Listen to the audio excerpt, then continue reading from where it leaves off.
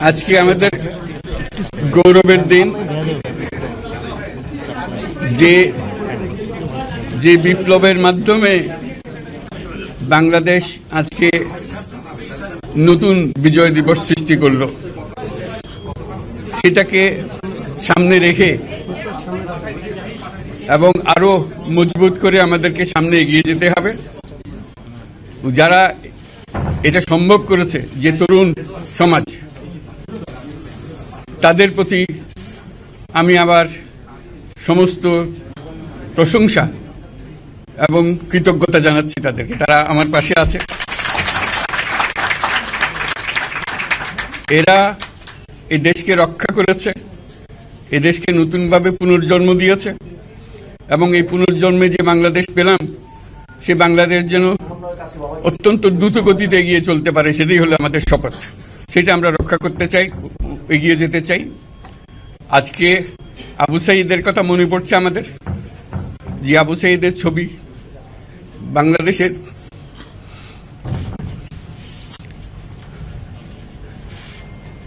প্রতিটি মানুষের মনে গেঁথে আছে, এটা কেউ বলতে পারবে না। কি অবিশ্বাস্য একটা সাহসী যুবক,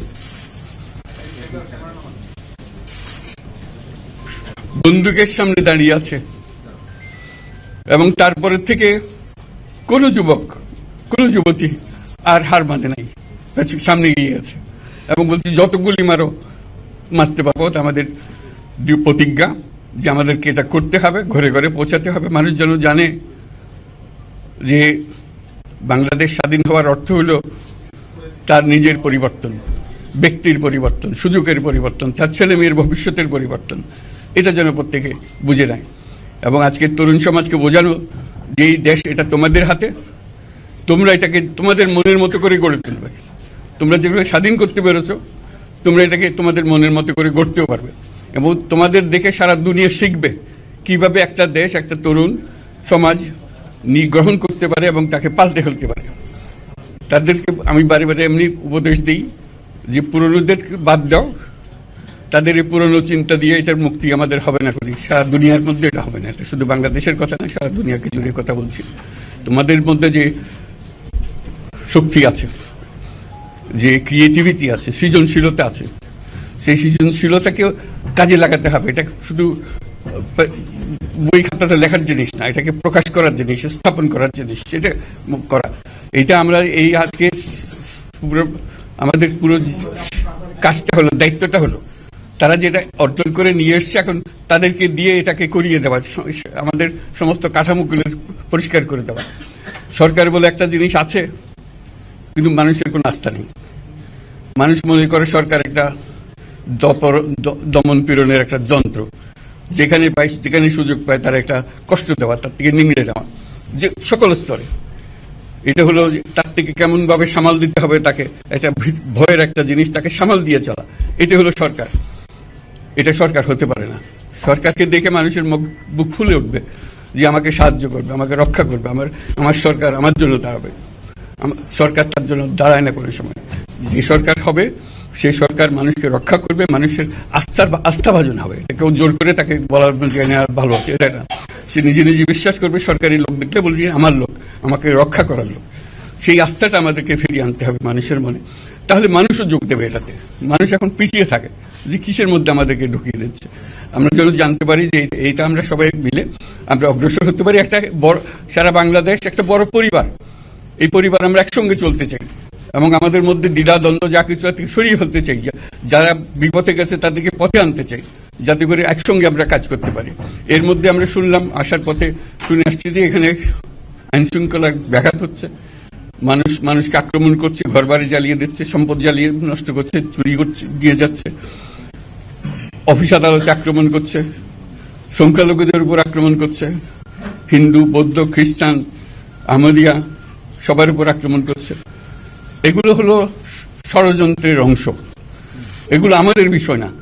আমাদের কাজ হলো এটাকে রক্ষা করা, সবাইকে রক্ষা করা, এটাকে প্রতিটি মানুষকে, প্রতিটি মানুষ আমাদের ভাই, আমাদের বোন, তাদেরকে রক্ষা করা এবং আমাদের একটা শৃঙ্খলা ফিরিয়ে আসা। বিশৃঙ্খলা, সহিংসতা এগুলো হলো অগ্রগতির বড় শত্রু।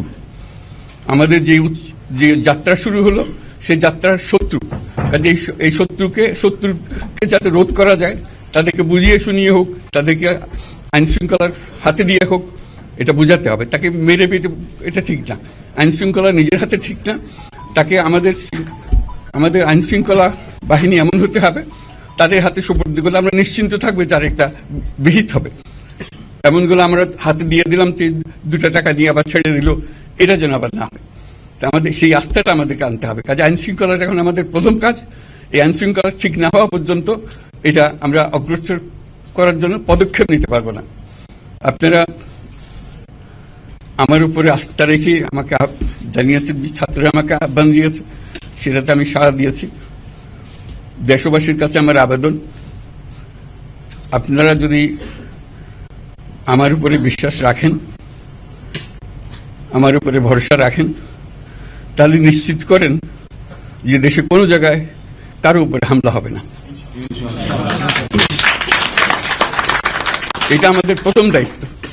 এটা যদি আমি করতে না পারি, এটা আমার কথা যদি না শুনেন আপনারা, তাহলে আমার প্রয়োজন এখানে নাই। আমাকে বিদায় দেন, আমি আমার কাজে থাকি, সেখানে আমি ব্যস্ত থাকি।